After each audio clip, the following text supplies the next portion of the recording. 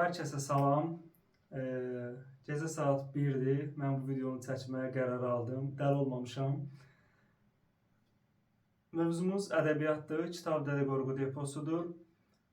İzaha keçməzdən öncə onu yenə xatırladım ki, mənim ödənişsiz şəkildə onlayn hazırlıq qruplarıma söhbət iyun, iyul, avqust aylarından gedir. Bu 3 ay yayı səmərəli şəkildə keçirmək istəyən lövhədə və başlıqda qeyd etdiyim əlaqə nömrəsi ilə əlaqə saxlaya bilər. WhatsApp üzərindən yaza bilərsiniz, yaxud da şərhlərə yazın, mən özüm sizə geri dönüş eləyərəm. Heç bir ödəniş ödəmədən yay dərslərinə qoşulmaq imkanı təqdim edirəm. Reklamımızı da yenə bitirdik. Keçək mövzu izahına. Kitab Dəli Qorqud dastanı haqqında bütün bildiklərinizi yaddan çıxardın. Yaxud da bu izahdan sonra başqa heç bir izaha gedib baxmayın. Heç nə oxumağınıza ehtiyac qalmayacaq. 3 boyun 3-ündə danışacağım. Bəli, dəli olmamışam, saat 1-dir. Müəyyən qədər hasta olmağa çalışıram ki, insanları narahat eləməyək. Elə isə başlayaq.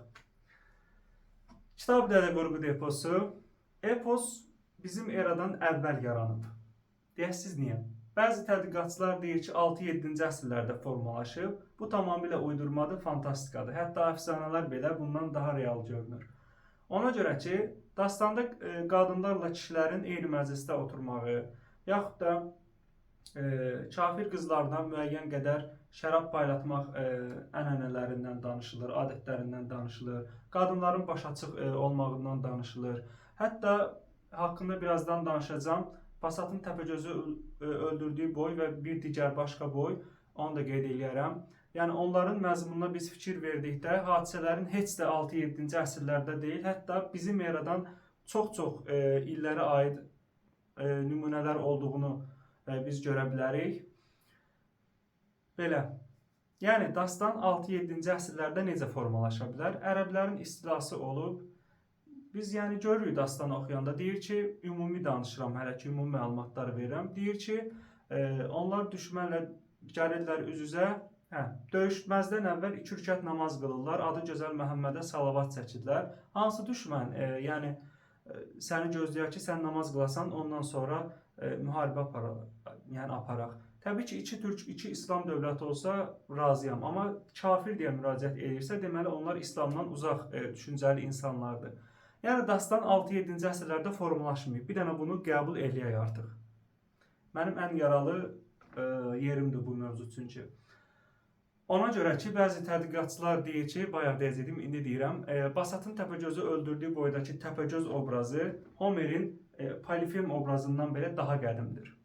Məşhur o İlyada və Odisseyadakı Homerin Polifem obrazından belə daha qədimdir. Belə, bu məlumatları da verdik. Lazımlı ya da lazımsız bir ədəbiyyatçı olaraq bunu deməyi özümə borc bilirəm. Basatın Təpəgözü öldürdüyü boydan, birinci yox, Salur Qazanın evinin yağmalandığı boy, gecədir mənə fikir verməyin çox da. Ümumiyyətlə bir dənə bu boylardan əvvəl məlumatlar verim. Bura belə bir anlayışlar yazmışam. Dirsə xan, bax Dirsə xandakı x hərfi ilə xeyirxah sözünü yadda saxlayaq. Beyrək iradəli, dözümlüdür. Səcrəkdə ailəcanlı yazmışam. Bəs bu Dəli Dondaz kimdir? Belə bir gülməli bir şey yazmışam. Qazan xana qohumluğu çatır, dayısı nəvəsidir. Bu qədər. Salur Qazan xanın evinin yağmalandığı boy. Hər şey o necə deyərlər, güllük gülistanlıq şəkildə başlayır. Kef məclisi təsvir olunur, bəylər hərəsi bir tərəfdədir. Qərara alırlar ki, ova çıxsınlar. Aruz qoca da deyir ki, bəs sən ova gedirsən, kafirin sərhədlərinə gedib çıxacaqsan, bəs yurduğun üzərində kimi qoyacaqsan? O da deyir ki, Qazan xan da deyir ki, təbii ki, 300 igidlə oğlum Uruz bəyi qoyacam yurdumun üzərində. Aruz qoca kimdir? Qazanın dayısı. Uruz kimdir? Qazan xanın oğlu. Hər şey lap yaxşı. Yazmışam ki, Dəli Dondaz Qazan xanın ov təklifini qəbul edən ilk insandır. Qazan deyir, ova çıxaq, o da deyir, çıxaq da, nə deyir, ağa deyir, sürdəriyə, sürdəriyə. Onlar da çıxırlar ova. Vəssalam, tamam. Belə ovlar başlayır, dediyim kimi, hər şey əla gedir.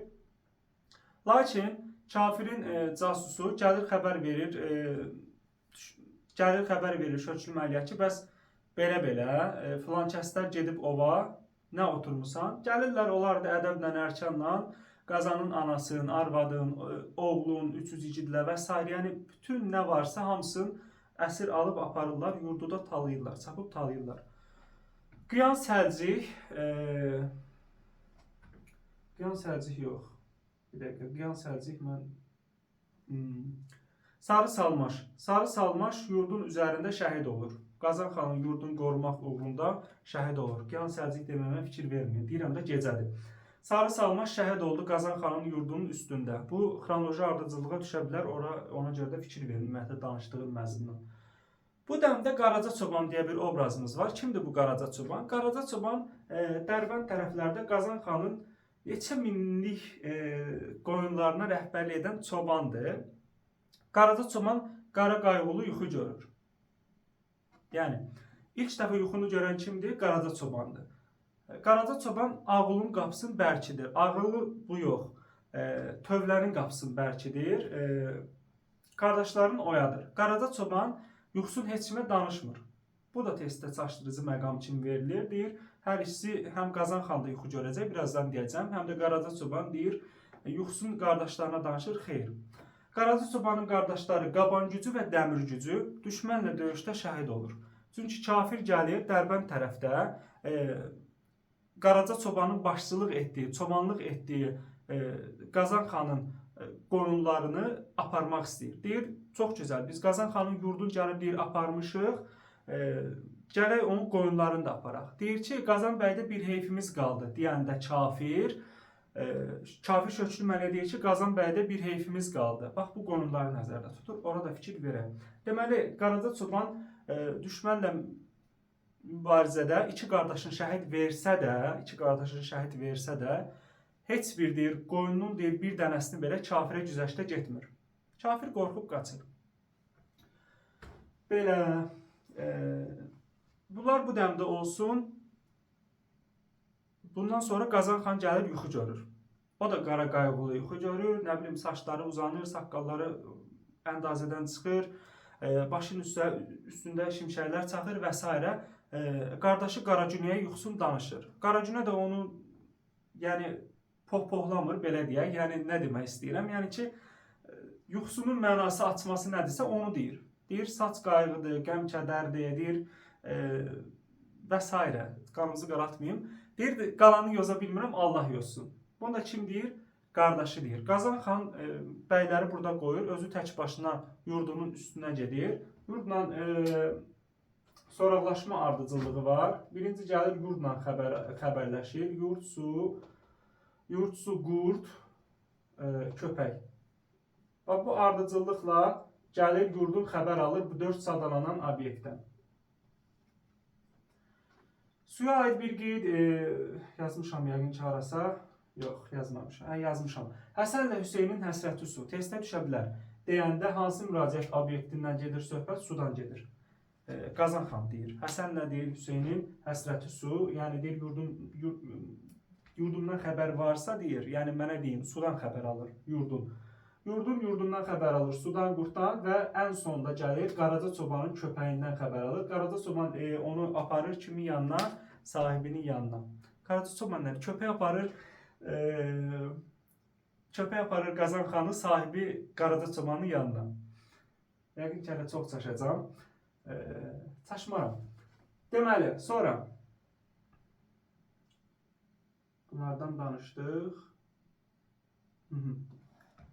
Qazan xan məzəmmət eləyir Qaraca Çobanı. O da deyir ki, bəs sən mən niyə məzəmmət eləyirsən? Mən sənin torpağımın uğrunda, 2 dənə qoyunlarımın uğrunda, yurdumun uğrunda 2 dənə dağ kimi qardaşımı şəhid vermişəm. Qazan xan istəyir ki, düşmənin üzərinə getsin. Qaraca Çoban da deyir ki, bəs mən də gəlirəm. Qazan xanın qüruru əl vermir. Deyir ki, bəylər mənə deyəcək ki, bu özü tək gəlmədi. Yanında bir nəfər quyruğunu da qoşdu, gətirdi. O Qaraca Çobanı ağaca bağlayır.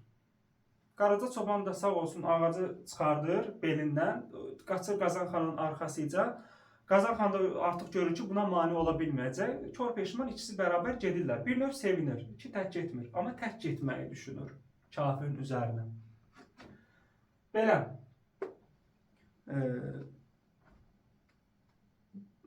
Bunlar bu dəmdə olsun. Sizə kimdən xəbər verim? Burla Xatundan.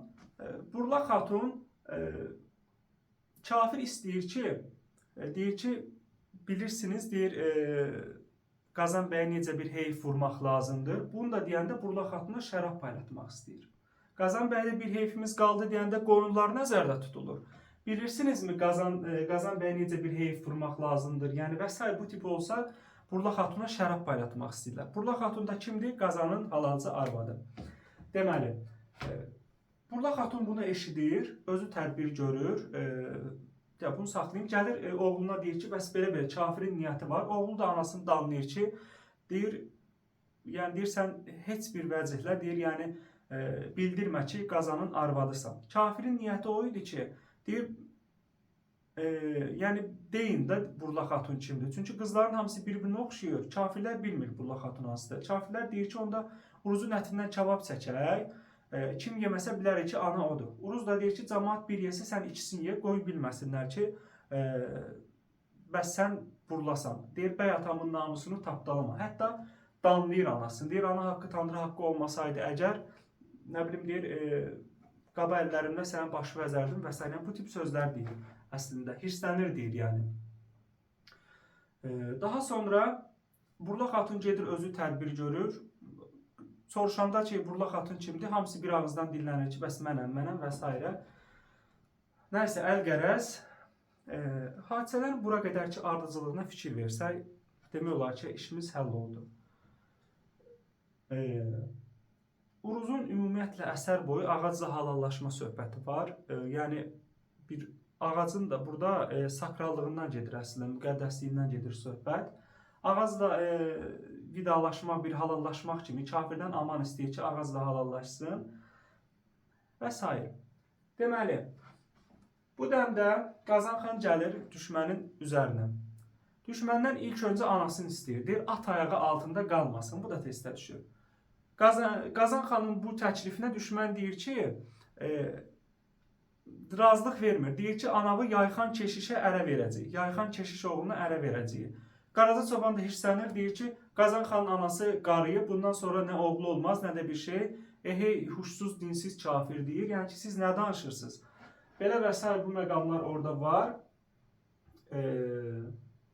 Düşmənlə onlar diyalog halında olmuş olsun. Deməli, Oğuz igidləri başlayırlar köməyə gəlməyə. Sonda Oğuzlar qələbə qazanır. Düşmənin bayrağını Qazan xanın qardaşı qılınclayır. Yerə salır. Bu boyda Qazan xanın qardaşı. Bura belə bir qeyd yazmışam. Burla Xatun dilemma qarşısında qalır. Dilemma iki fikirdir. Ya Qazan xanın namusunu tapdalamalıydı ki, oğlu sağ qalsın, ya da elə dediyim fikrin birincisini, ikincisini yerinə qoya bilərsiniz. Yəni, kafirin istəyini yerinə yetirmir. Ağıllı tədbir ilə puça çıxardır. Dilemma iki fikir deməkdir. Bunu başqa bir yerdə də istifadə edəcəyik. Haradasa bir neçə ay sonra başqa bir mövzuda da var. Yazmışam ki, bura qaranlıq axşam olanda qayğılı çoban, qar yağış yağanda od ocaqlı çoban, südü pendiri bol, qaymaqlı çoban. Südü pendiri bol sözü görsəz, bilin ki, kafir Qaraca çobana deməli müraciət edir. Südü pendiri bol. Çünki bu müraciətin eynisi ilk iki misra eyniyyət etibarilə Qazan xan tərəfindən Qaraca çobana ünvanlanır. İlk iki misra eynidir. Lakin kafirin müraciətində süd pendir sözü keçir. Bunu unutmayaq. Yaxşımı? Sonunda Dədə Qorqud gəlir, boy boyluyur, soy soyluyur. Hanı deyir, dediyim bəyərənlər, dünya mənimdir deyənlər, əcəl aldı, nə bilim, yelin ağardı və s. 7 gün 7 gecə şənlik olur. 40 qulu və 40 kənizi Qazan xan oğlu Uruzun başı üçün azad edir. Burla Xatuna görə yox, testlərdə çaşdırmasın sizi. Və bura yazmışam ki, qoç igidlərə torpaq paylayır. Torpaq sözü bu boydadır. Uruzun dustaq olduğu boyda deyil. Torpaq sözü bax bu boydadır. Yaxşı, bunlardan danışdıq ümumi. Hər şeyi dedik. Salur Qazan xanın evinin yağmalanması boyu bitdi. Videonu istəsəz burada saxlayın, öyrənin, təkrar edin, amma mən videonu kəsmirəm. 2. Basatın Təpəgözü öldürdüyü boy. ardıcıllıq etibarilə dastana daxil olan 8-ci deməli boydur. Ümumiyyətlə dastanın bayaq deməyi unutdum, üzrü sayın. Dastanın ümumiyyətlə süjet xətti yoxdur. Hər bir boy 12 boy ayrılıqda bir müqəddimə 12 boydan ibarətdir. Bunu da deyim. Hər bir boy ayrılıqda özünə məxsus süjet xəttinə malikdir. Ayrı-ayrılıqda. Amma onları birləşdirən ümumi ideyalar çoxdur. Ümumi düşmənə qarşı mübarizələr, ana haqqının tanrı haqqı olmağı, vətənpərvərlik, adət-ənənələr və s. Basatın Təpəgözü öldürdüyü boy. Bu ardıcıllıqlardan danışacağıq. Orada bir dənə Salaxana qayası sözünə fikir verin. Testlərdə bu da düşə bilər. Məkan areal olaraq, coğrafi areal olaraq. Başqa ərazi adlarını deyəcəm, həmçinin digər boyda. Deməli, günlərin bir günü, boy necə başlayır? Günlərin bir günü düşmən bunların üzərinə, Oğuzların üzərinə hücum eləyir. At ağızlı Aruzun da oğlu arabadan düşür, uşaq qalır. Onu bir şir götürür, böyüdür, boya başa çatdırır və s. Belə. Düşmən təhlükəsi bitəndən sonra da həmin bu Oğuzlar yurduna geri qayıdır. Oğuz xanının ilxıçısı gəlib xəbər verir ki, bəs qamışlıqdan bir nəfər tapmışıq. Bir uşaq deyir, yerişi duruşu deyir, biraz qəribədir, şir kimi hərəkət eləyir. Aruz xan da deyir, Aruz qoca da deyir ki, olmaya deyir, Bayandur xana deyir ki, olmaya deyir, bu mənim illər əvvəl deyir, itirdiyim oğlumdur. Elə sən demə də beləymiş əslində. Uşağı götürürlər, uşaq insanlara yanaşmır. Dədə Qorqud gəlir uşağa deyir ki, bəs oğul sən insansan, insanların arasına qoşul. Qardaşımın deyir adı Qiyan Səlcikdir, sənin də deyir adını Basat qoyuram. Adını deyir mən verdim, yaşılı ömrümü də Allah versin. Bu şəkildə. Bu ardıcıllığa da fikir verin, hamısı testdə düşəcək. İnşallah ki düşəndə yazarıq. Sonra oraya yazmışam ki, Qonur qoca oğlu Sarı Çoban. Sarı Çoban Oğuzların önündə deyir, ondan əvvəl gedən heç bir kəs olmur. O günlərin bir günü gəzinərkən öz-özünə ət topası görür, bir dənə ət topası görür, nəcəbsə. Və bundan heç kimə xəbər vermir. Təpib, bir də ona elə ki toxunur, görürkən bu ətdir də, qorxub qaçır əslində bir növ.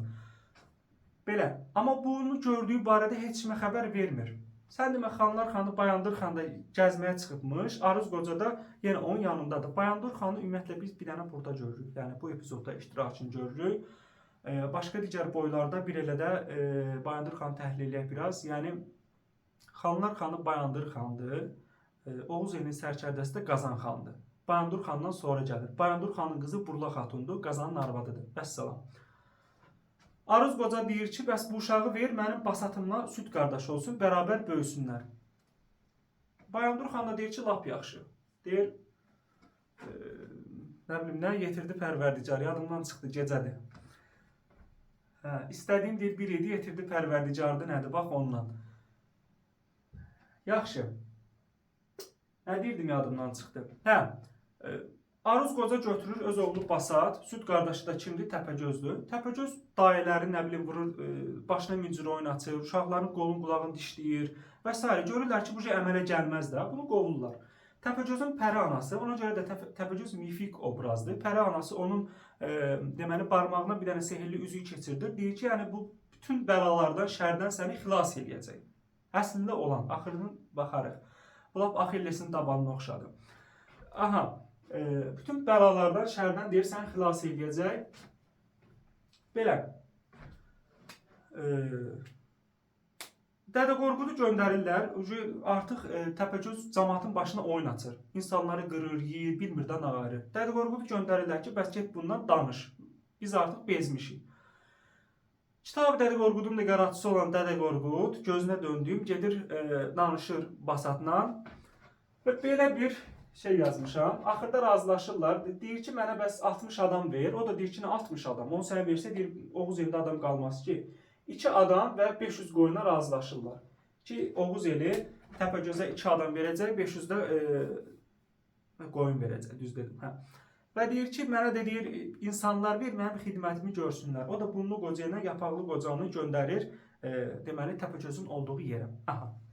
Gəlir işləri qızışma yeri. Səbəbkar obraz yazmışam. Bax, hər şey bu qadının ucbatından olur. Qarı obrazı var. Bunu qoca yapaqlı qocanı dedim. Aha. Qapaqan kişinin, Qapaqan adlı bir kişi var imiş. Elə olur ki, yəni Oğuzlar növbələşmə ilə Təpəgözə insan verirlərdi. Hər gün 2 adam getməlidir. Qappaqan kişinin gözünün nuru 2 dənə oğlu var idi. Birini verib növbə ikincisinə çatanda Qappaqan kişi yox, onun arvadı gedir. Deməli, kimin yolunu kəsir? Qiyan Səlciqin yolunu kəsir. Qiyan Səlciqin Basatın yolunu kəsir. Basatın yolunu kəsir. Deyir ki, deməli, Təpəgöz sənin qardaşın Qiyan Səlciqi öldürdü. Aruz Qocaya qan qusturdu. Qazan xanı məğlub elədi. Qazan xanın qardaşı Qaragüləndə məğlub etdi. Bu məlumatları kim deyir? Qappaqan kişinin arvadı kimə deyir? Basata deyir. Yerim də yoxdur, hardan yazım bilmirəm. Basata deyir. Yaxşı. Arada texniki səhvlər elə bilərəm, üzürlü sayın. Çünki boyu birdən danışmaq asan iş deyil həqiqətən də. Gecənin də bir yarısıdır. Bəhanələrə sığınmıram. Deməli, bu məlumatları verdi. Basat şoka düşür də, yəni ki, sən nə danışırsan öz-özlüyündə deyir. Basatın da niyə görə xəbəri yox idi? Basat səfərdə idi, ona görə. Vəssalam. Bu da testə düşə bilər ki, Basat yəni səfərdə olduğundan heç bir şeydən xəbəri yoxdur. Dünyadan bir xəbərdir. Yaxşı, Qazan xan deyir ki, bəs oğul getmə də. Basat Qazanın oğlu deyil, indi deyəcəm. Deyir ki, getmə. Mən deyir, göydə çevirdim, yıxa bilmədim, yerdə çevirdim, yıxa bilmədim. Sən deyir, yəni inanmıram ki, onu nəsə yıxa biləsən. Uruz da ahva eləyir ki, bəs bir oğlumu itirdim, səni də itirsəm nə verərəm, getmə və s. Bu sözə baxmır Basat. Gedir Təpəgözün üzərinə. Məkanı bayaq qeyd eləmişdim, Salaxana qayasını qeyd etmişdim. Nizələr atır, Təpəgözün elə ki, bir tükü də tərpənmir də, ona çox yüngülvari bir şeymiş kimi gəlir. Qocalardan, Təpəgöz bunu görür, tutur, qocalardan soruşur ki, Basat, bunu deyir, ölümü nədəndir, onlar da deyir, bilmirik, gözünün ortasından başqa heç yerində, yəni, heç nə kar eləmirdi, ona ət yoxdur, deyir, ətdəndir. Bilmədimi, hara fırlanıb, Onların belə bir ardıcıllıqla, 4 dənə ardıcıllığa fikir verək, uzun uzadı orada bir səhifə yazıb. 4 dənə adı əzbər bilsəz bəs edir. Ki, onların mübarizəsində əsas ardıcılıq hansıdır? Birincisi, mağaradakı qoyunlar. Basat Təpəgözdən qorunmaq üçün mağaraya girir. Qoyun dərsinin içərisinə, qoyunun birinin dərsini geyinir. Amma Təpəgöz onun belə-belə qoyunları mağaradan çıxanda qoyunun birini sıxallayanda bilir ki, yəni bu Basatdır. Sadəcə qoyun gölünü geyinib, yəni qoyun dərsi geyinib. Bu epizod Ağılı Uşaq nağlındakı Əhmədlə ortaq cəhətdir. Yaxşı, Basatın bu hərəkəti ilə Əhmədin hərəkəti ortaq cəhətdir. Daha sonra üzük məsələsi var. Üzük məsələsi var, çox geniş danışmayaq. Üçüncü gəlir günbəz söhbəti. Deyir ki, get günbəzi möhürlə, bu qocalar, Dədə Qorqudun verdiyi ki, qoca var idi, Habullu qoca, yəni yapaqlı qoca. Mənim deyir, orada xəzinəm var, get günbəzi möhürlə, onlar deyir, onu oğurlamasınlar. Bunlar nədir? Bunlar hamısı tələdir. Deyir, gir mağaraya, tələdir hamısı. Üzüyü tax, ondan sonra günbəzə gir. Ən sonda da deyir, orada deyir, 2 dənə qılınc görəsən. Biri qılınlı qılıncdır, biri qılınsız qılıncdır. Üzr istəyirəm. Deyir, mənim başımı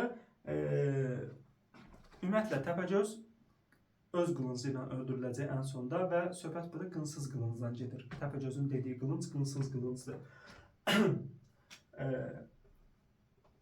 Deməli, 5-cini çəkməməliydim əslində. 4 dənə bu ardıcılığa fikir verək. Yaxşı. Təpəgöz hər dəfə heyrət içərisinə düşür. Basata deyir ki, bəs oğlan qurtuldunmu? O da deyir, Tanrım qurtardı. Bu məqamlara fikir verək. Sonunda Təpəgöz məğlub olduğunu hiss eləyir.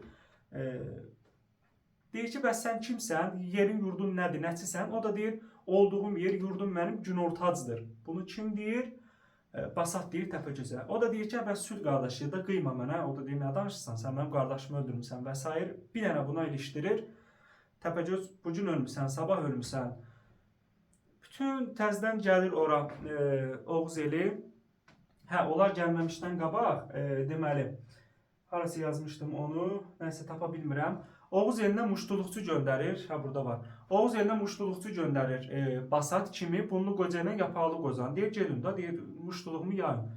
Bunlu qoca ilə yapaqlı qoca Oğuz elinə muştuluqçu olaraq gedir. Amma Aruz qocaya çapar gətirir bu xəbəri. Qarışdırmayın bu məqamları.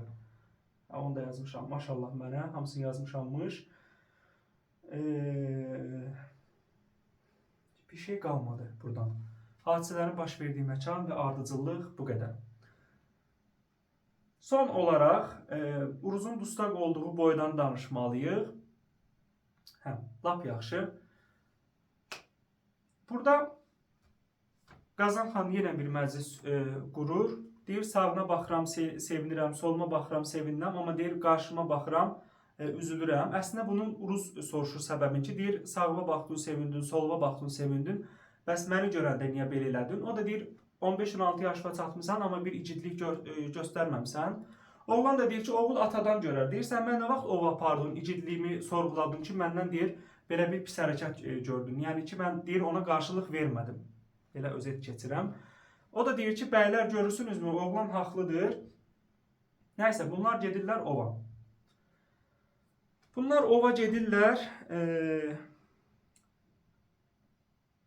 Görürlər ki, uzaqdan, deməli, hara yazmışam onu. Kafirin uzaqdan deyir, nəsə gəlir. Bunlar artıq Qazan xan bilir ki, bu düşməndir. Kafirin qoşunu burada dənizə bənzədilir. Yəni, o qədər çoxdur ki, dənizə bənzədilir. Və bu anda çox qısa danışıram, əsas məqamları deyirəm. Çünki uzun-uzaq danışmağa ehtiyac yoxdur. Həmçinin təhlil edirəm məzmun danışanda. Bu anda, deməli, Uruz yağı sözünün mənasını soruşur atasından ki, bəs yağı nə deməkdir?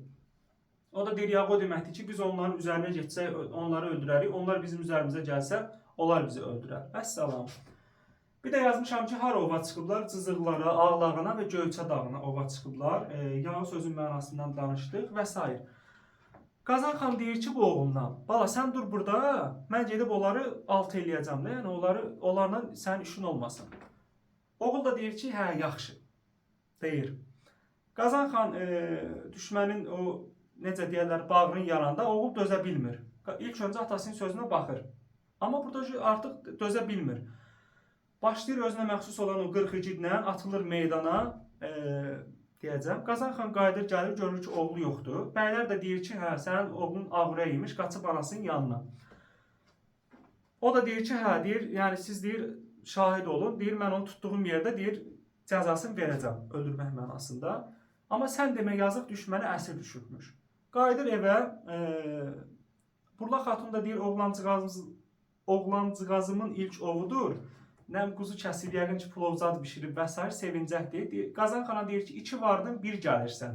Bəs mənim deyir, oğlumanı. Qazan xan da şoka düşür ki, necə yəni, bəs oğlan gəlməyib bura. Amma bunu Burla xatuna bildirmir. Deyir, sən mənə 7-cə gün möhlət ver, gəlməsəm, hə, onda bil ki, işlər artıq zaydı. Qazan xan gəlir həmin yerə, deməli, oğlunun cəsədini tapmır və bilir ki, oğlu artıq əsir apardı. Qaçır, kafirin üzərinə gedir. Kafirin üzərinə gedəndə burada tək gedir. Yaxşı. Burla xatun da şübhələnir. Burla xatunu saxlayaq hələ. Kafirin üzərinə gedir. Kafir təşvişə düşür. Qazan xanını görüb. Oğlan deyir ki, nədir? Bu onlar da deyir ki, aton gəlib. Yenə imkan verilir burada. Oğlanla deməli atası danışır. Bəs o uşaq deyir ki, atasına Basat nə idi? Uruz. Bəs sən çıx get, yeni bir oğlumuz olar. O da deyir ki, oğlumuz olsa da sənin yerimi verməz. Bu diyaloqa fikir verin. Deyir, yəni səni burada qoyub gedə bilmərəm. Getmir. Kafir yaralayır qaşının ortasından Qazan xanı. Qazan xan biraz aralaşır. Burla xatun gəlir. Burla xatun atlı, yaraqlı, yasaqlı gəlir. Qazan xan da deyir ki, ey git, kimsənsə, bəs qılıncığın izəmi mənə ver. O da deyir ki, ay Qazan, bəs sən halacı arvadını tanımadın mı? Burla xatun deyir ha bunu. Burla xatun yaraqlı, yasaqlı gəlib ki, bəs şeydir, köməyinə çatsın Qazan xanın. Artıq şübhələnir. Bu dəmdə yenə Oğuz igidləri gəlir və s. Qazan xan da deməli, bu boyda kafirin deməli, bayrağını Burla xatun, boyu uzun Burla xatun qılınclayıb yerə salır. Yenə Oğuz igidləri təbii ki, sağdan, soldan hərəsi birini öldürür. Buğacıq Məlikli, Şökül Məlikli ümumiyyətlə düşmən obrazları var. Düşmən obrazları, onu qeyd edək ki, kafir obrazları deməli, Oğuzlarla açıq döyüşdən çəkinirlər. Sayları çoxdur, amma açıq döyüşdən çəkinirlər. Oldu mu? Tamam mı? Bax, bu hissəsində dedik. Deməli, Qazan xan özü tək gedir. Boyun sonunda 40, nə bilim, yenə 7 gün 7 gecə bu 7-40 rəqəmlərinə fikir verək. 40 otaq tikilir, ölkə paylanılır igidlərə. Torpaq birinci boyda paylanılır. Birinci boy dedim, sadəcə birinci yox ha, danışmış olduğum birinci. Ölkədə bu boyda verilir. Bunlar testdə ayrı-ayrılıqla salınan məqamlardır. Sonra başım baxdı, gözüm taxdı. Düz dedim dəqiqən ki, hə. Başım baxdı, qazan misraları ümumiyyətlə Burla Xatunun dilindən verilir. Bütöv dastanında. Amma bu boyda Uruzun dilindən verilir. Yaxşımı? Uruzun dilindən atası ilə olan dialoqda verilir ki, bəs sən get də, yəni Burlavın anamın yanına çıx get, qayıt. Bunlardan da danışdıq. Orada elə də bir şey qalmadı. Və s. Ümumiyyətlə son olaraq da bir şey qeyd eləyək. Qanturalı 3 qorxunc heyvanı öldürmüşdü. 7 başlı əjderhanı Qazan xan öldürmüşdü. Buğac nəhəng heyvanı ram etmişdi. Dastandakı bəzi obrazların xarakteri xüsusiyyətlərini danışdıq. Qazan xana qohumluğu çatan obraz deməli dayısı nəvəsi kim idi? Dayısı nəvəsi idi də. Dəli Dondaz və s. bunları qeyd etdik. Orada bir də məsəl üçün qoç igidlər tərəfindən sevgililərinin dodaq xüsusiyyətləri, üz cizgiləri, qaşları kamana bənzədilir, qoşa deyir badam sığmayan dodaqları var, gözləri və s. Bunlardan da istifadə olunub. Mübaliğə və litotalardan yeri gəldikdə istifadə olunub. Ümumiyyətlə dastanın dili səcili nəsr xarakteri daşıyır. Çünki o dövrdə nəzm hələ tam mahiyyət etibarilə formalaşmamışdı deyə bir növ nəsrin özündə də qafiyə var idi. Buna görə o səcil nəsr adlandırılır. Bir nəfəsə nə qədər şey dedim. Bunlara da fikir verərik. Yəni Basat Təpəgözü öldürdüyü boy 8-ci boydur. Uruzun dustaq olduğu boy say etibarilə 4-cü boydur. Buraya yazmışam məsafə saxla, buna fikir verməyin. Bir şey qalmadı. Belə, gecəki izahın sonuna gəldik. İzlədiyiniz üçün təşəkkür edirəm. Bəyənməyi və paylaşmağı, abunə olmağı sonda unutmayaq. İzlədiyiniz üçün təşəkkür edirəm. Sağ olun.